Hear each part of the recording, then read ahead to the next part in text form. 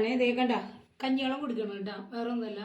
അവന് ചെറുതായിട്ടൊരു വയറിന് കിട്ടാണ്ട് അപ്പോൾ അവൻ്റെ കരച്ചിൽ നിന്ന് വയറ്റിന്ന് പോക്ക് ഇത്തിരി വന്നു.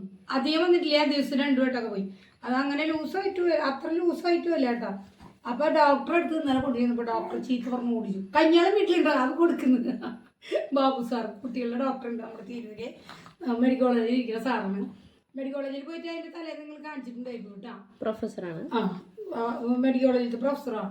അപ്പോൾ ആള് ഇന്നലെ എന്നിട്ട് രണ്ടാമതും ഞങ്ങൾക്കൊരു പേടിയായിട്ട് കൊണ്ടുവരുന്നു. 2 പ്രാവശ്യം ഡോക്ടറായിട്ട് പറയും കുട്ടികളാകുമ്പോൾ അങ്ങനെ ഉണ്ടാവും, പേടിക്കേണ്ട, ഉപ്പിട്ട കഞ്ഞാളം കൊടുത്താൽ മതി, അല്ലെങ്കിൽ പിന്നെ ഒരു പൊടി നമ്മൾ കളിക്കും ഓറസിസ എന്തൊരു പേരായിട്ട് അതായാലും മതി എന്ന് തോന്നുന്നു, വേറെ കുഴപ്പമൊന്നുമില്ല. അപ്പോൾ അവനെ ഞാൻ സ്പൂൺ കൊണ്ട് അവനെ ഇതിൻ്റെ പേരൊന്നിട്ടാക്കിയ ബിബ് അത് കഴുത്തിലിട്ടിട്ട് അവനെ കോരി എടുക്കുക. അവൻ പറയുന്നത് കേട്ടോ അവൻ തന്നെ കുടിക്കാന്ന്, അവൻ തന്നെ കുടിക്കുക. അപ്പം ഞാൻ സ്പൂൺ ആകുമ്പോൾ അമർത്തി ചേർക്കാതെ ഒന്ന് ഇറങ്ങി പോകാനേ കഞ്ഞോളം സ്ഥിതി പിടിക്കില്ല.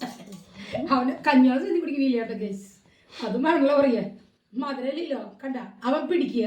അപ്പം ഞാൻ ആകുമ്പോൾ അമർത്തി പിടിക്കുക, അവൻ അത് ഇറങ്ങി പോകണമായിരിക്കേ. ആകെ ഒരു കേൾക്കണം കേട്ടോ ഞാൻ സ്പൂണില് എന്തേ വേണ്ടേ. ഓ 5 കുച്ചി വാവുമായ ഇതിലൊന്നുമില്ല അതിന്, ഞാൻ വെറുതെ ആക്കണോ ഒരു ഒറ്റാക്കണം. ഇവ ചുമക്കണ്ടേ, അപ്പൊ എനിക്ക് പേടി വിട്ടത് അതിനെ സ്പൂൺ പിടിക്കാൻ കിട്ടാനാ. അങ്ങനെ ചെന്നാ പിടിച്ചോ, കുട്ടി പിടിച്ചോ, പിടിച്ചോ സ്പൂൺ പിടിച്ചോ. ദായിക്കുണ്ടോ ഇഷാന്റെ ദായിക്ക് കറക്കി വിട്.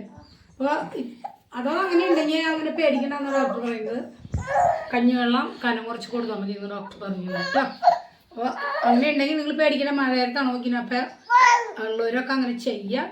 എല്ലാവർക്കും പറഞ്ഞിട്ട് എൻ്റെ ഇഷ്ടം.